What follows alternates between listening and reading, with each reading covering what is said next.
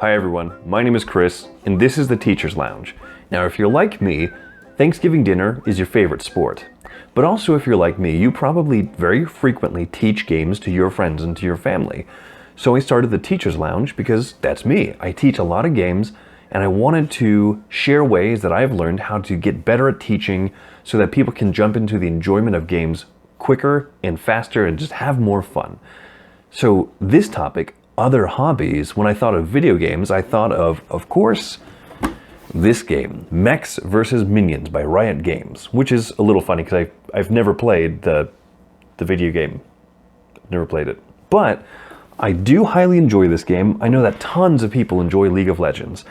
And so my teaching tip for this matches very thematically with video games in that it's called Don't Skip the Tutorial. I've set up here the tutorial mission that comes with the game. It comes with this great little booklet called the tutorial, the Master Mechanic tutorial. Mech, get it? I don't know if you get it. It's pretty high class humor.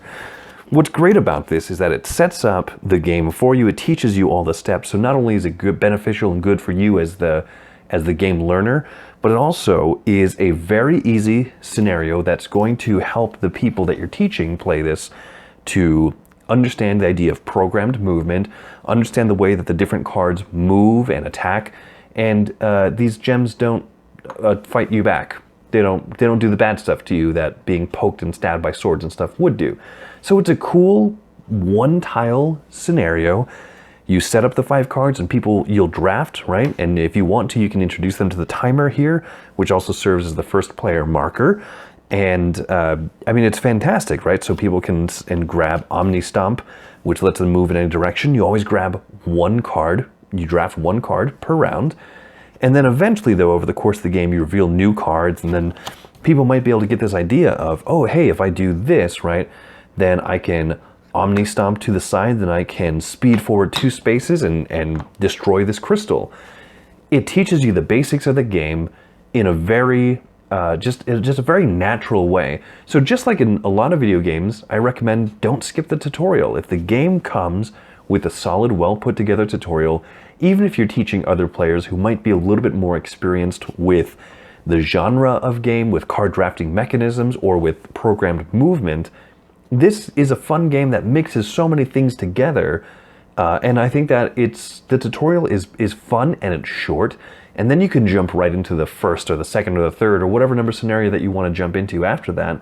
But it's worth spending 20 minutes to play through this tutorial and get people into the groove of the game. And I think that it makes for a lot of fun.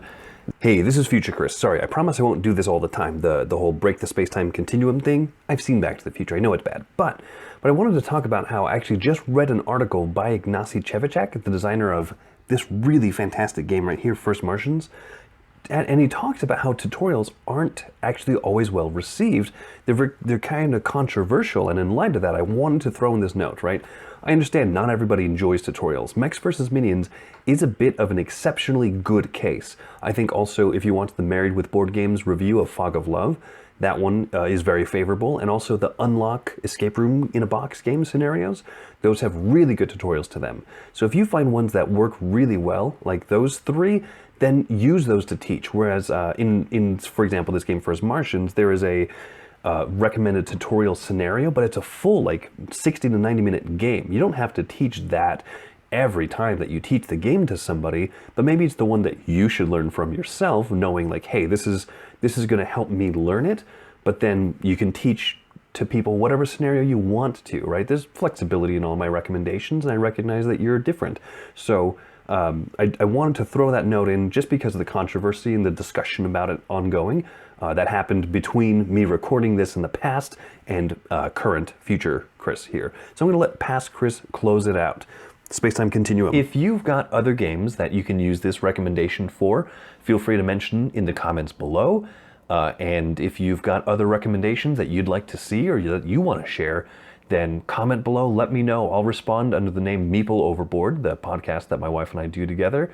And I'll see you down in the comments section. Thanks for coming to the Teacher's Lounge.